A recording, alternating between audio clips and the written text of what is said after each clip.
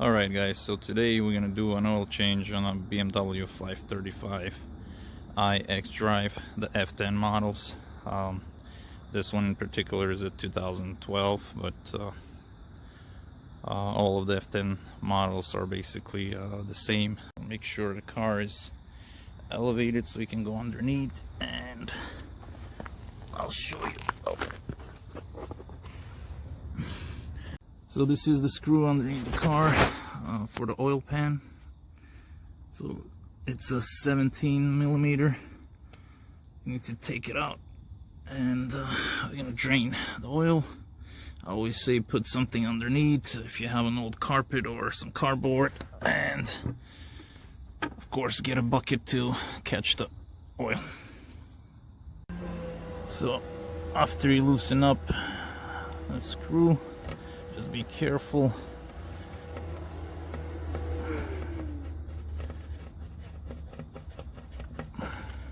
Oil is, oh, there we go.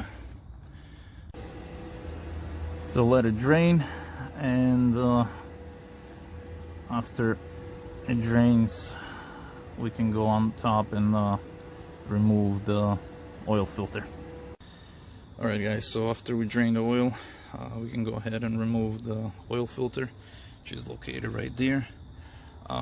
You can buy the special wrench, which is this one.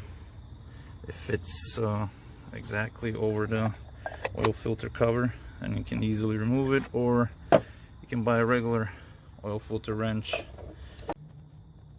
It's always good to put some rags or something around the oil filter so you don't make a mess, because after you pull it out, there's still some oil in it, guys, so it's gonna drip. So just be careful. This is how it looks. This is the new oil filter, guys, that we're gonna use. Man filter. I purchased it online, and I'm using a Castrol 5W30 full synthetic motor oil. You can use original BMW recommended oil, but I've been using this and it's just fine. And just one thing, when you remove the old oil filter, you see this rubber, guys. You're gonna have to replace that. That comes in the package with the oil filter, and also the gasket that goes right there. You're gonna have to change it and replace that one as well. So this one on top right there, and that one on the cover.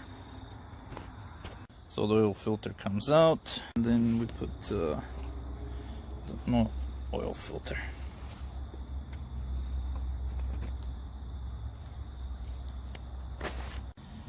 So after we put the new filter on and we tighten up the oil filter cover, just wipe off if you had any extra excess of oil somewhere, so just to make it clean. And now we're gonna need to put the new washer on the oil pan screw. So you need to take the old one out, put the new one.